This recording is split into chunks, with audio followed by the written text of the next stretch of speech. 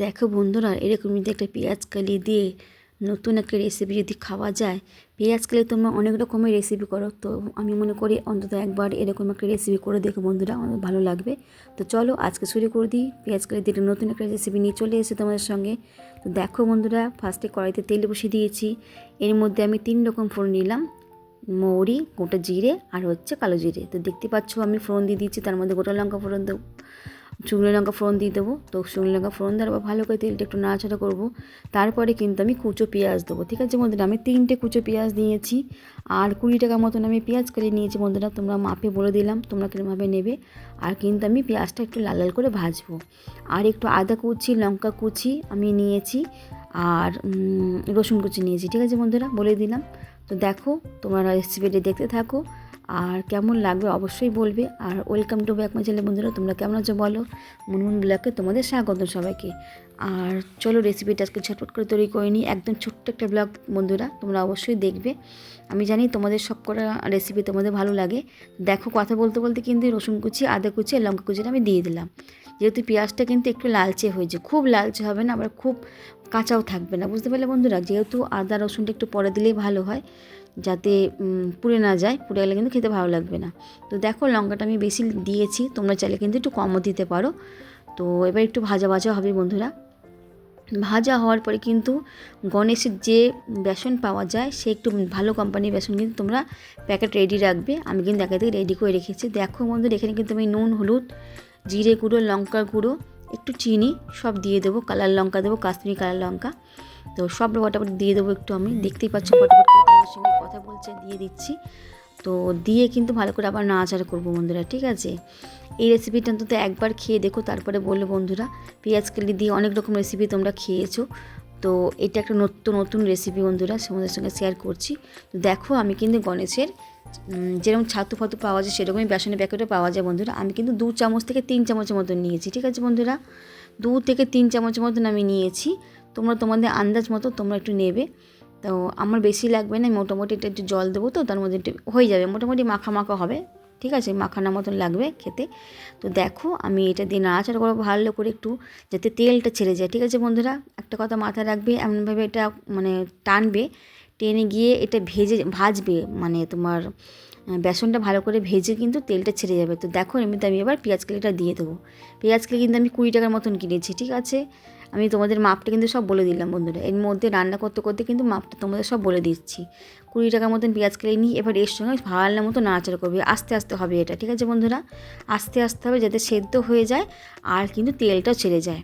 তো দেখো ভালো মতন আমি নাড়াচাড়া করবো আর একটু ঘি দিয়ে দেবো এর মধ্যে। ঠিক আছে বন্ধুরা, তোমরা লাস্টও ঘিতে দিতে পারো, আমি মাঝখানে দিয়েছি, তোমরা কিন্তু মনে করো যে লাস্টে দেবে, লাস্টও দিতে পারো, কোনো অসুবিধে নেই। তো দেখো আমি ভালো মতো নাড়াচাড়া করবো বন্ধুরা। নাড়াচাড়া করার পর কিন্তু এর মধ্যে আমি একটু সস দেবো। ঠিক আছে, কিচেন সস দেবো, তোমরা চাইলে একটু টক দইও দিতে পারো। আমার কাছে টক দই ছিল না বন্ধুরা, তাই আমি কিন্তু কিচেন সসটা দেবো। যদি তোমরা টক দই দাও তাহলে 2 চামচ দেবে, আর যদি তোমরা সসটা দাও তাহলে 3 চামচ দেবে। ঠিক আছে বন্ধুরা, আর দেখো বন্ধুরা কীরকম এটা কালারটা এসছে, দেখো কত সুন্দর কালারটা এসছে, আর কিন্তু হালকা হালকা তেলটা ছেড়ে দিয়েছে। ঠিক আছে বন্ধুরা, তোমরা দেখতে পাচ্ছ ভাজা ভাজা হয়ে এসছে। তো দেখো আমার কিন্তু এবার প্রায় হয়ে এসছে, আমি এর মধ্যে কিন্তু সসটা দিয়ে দেবো। আমি তোমাদের বললাম কিন্তু সসের মাপটা, সস কিন্তু যদি নাও তাহলে 3 চামচ কিষান সস নেবে, আর যদি টক দই নাও তাহলে কিন্তু 2 চামচ নেবে। ঠিক আছে, তো দেখো বন্ধুরা আমি এখানে 3 চামচ সস দিয়ে দিলাম, একদম ভরা ভরা দিইনি, একটু কম কম দিয়েছি। তো তোমরা দিয়ে দেবে এরমভাবে, দিয়ে কিন্তু ভালো মতন করে নাড়াচাড়া করব। তো দেখো ভালো মতো নাড়াচাড়া করছি, যত কষছে এটা তত কিন্তু কমে আসছে, আর কিন্তু তেলটা একদম ছেড়ে যাচ্ছে। তোমরা বুঝতেই পারছো বন্ধুরা, তেলটা কিন্তু ছেড়ে গেছে আর অনেকটা কিন্তু কমে এসেছে, তার মানে বুঝতে পারবে যে তেলটা ছেড়ে গেছে। তো দেখো মোটামুটি আমার হয়ে গেছে, দেখতেই পাচ্ছ মোটামুটি আমার হয়ে গেছে। এখানে এরপরে একটুখানি নাড়বো, নাড়ার পরে দেখবে আমি এবার জল দিয়ে দেবো। যতটা পরিমাণে জল লাগবে ততটাই দেবে। আমার কিন্তু যতটা লেগেছে, আমার মিনিমাম 1.5 গ্লাসের মতো জল লেগেছে।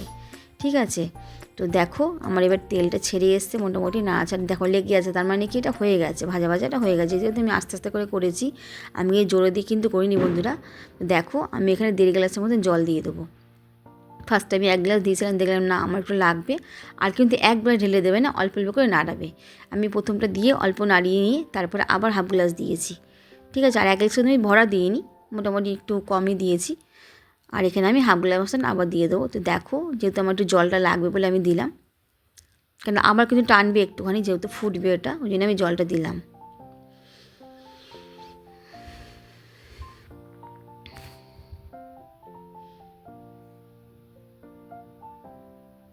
তো দেখো বন্ধুরা, আমি কিন্তু জলটা দিয়ে দিলাম এখানে হাফ গ্লাসের মতন, মানে মোট 1.5 গ্লাস আমি জল দিলাম। তো দেখো বন্ধুরা, এবার কালারটা আর গ্রেভিটা কত সুন্দর হয়েছে, মানে খুব সুন্দর, ধরতেই পারবে না যে কেউ বেসন দিয়ে তৈরি করেছো। সত্যি বলছি বন্ধুরা, সবাই ভাববে হয়তো তোমরা ডাল দিয়ে করেছো। আর বেসন দিয়ে করার পরে একটু ভালো কোম্পানির বেসন নিতে হবে বন্ধুরা, বারবার বলছি একটু ভালো কোম্পানির বেসন নেবে, দেখবে খেতে খুব টেস্ট হবে। তো দেখো বন্ধুরা, আমার কিন্তু হয়ে গেছে রেসিপিটা। আমি এবার কিন্তু ঢাকা দিয়ে এটাকে আমি একটু ফুটাবো, মানে ওভেনটা কিন্তু আসতেই থাকবে, ঠিক আছে বন্ধুরা? ওভেন কিন্তু জোরে দেবে না, বারবার বলছি ওভেনটা জোরে দেবে না, তাহলে কিন্তু নিচটা লেগে যাবে। তো দেখো বন্ধুরা, আমি এবার ওভেনটা আসতে দেওয়াই আমার আছে, আমি এবার ঢাকা দিয়ে দিলাম। তো ঢাকা খোলার পর তোমাদের দেখাচ্ছি বন্ধুরা, দেখো বন্ধুরা কতটা সুন্দর হয়েছে। আর একদম মানে ঝোলও না হয়নি, আবার খুব টাইটও হয়নি, মানে খুব সুন্দরভাবে হয়েছে গ্রেভিটা। এটা কিন্তু তোমরা ভাত দিয়েও খেতে পারো, রুটি দিয়েও খেতে পারো, পরোটা দিয়েও খেতে পারো, ঠিক আছে বন্ধুরা? তোমরা যেটা দিয়ে খাবে সেটা দিয়ে কিন্তু খেতে ভালো লাগবে। আর নুনটা সেভাবে দেবে তোমরা বন্ধুরা, আমি কিন্তু নুনটা একটু পরিমাণটা কমিয়ে দিয়েছি, যেহেতু আমরা পরোটা দিয়ে খাবো বলে।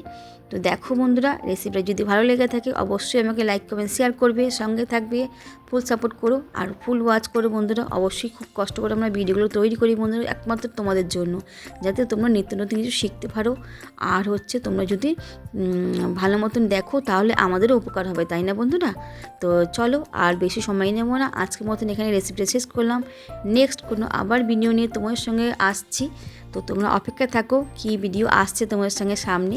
তো দেখো কালারটা কত সুন্দর এসেছে বন্ধুরা, দেখতেই পাচ্ছ, খেতে কিন্তু দুর্দান্ত হয়েছে। সত্যি বলছি বন্ধুরা, ধরতে পারবে না কেউ যেটা বেসন দিয়ে তৈরি হয়েছে পেঁয়াজ কারি নিত্য নতুন রেসিপি।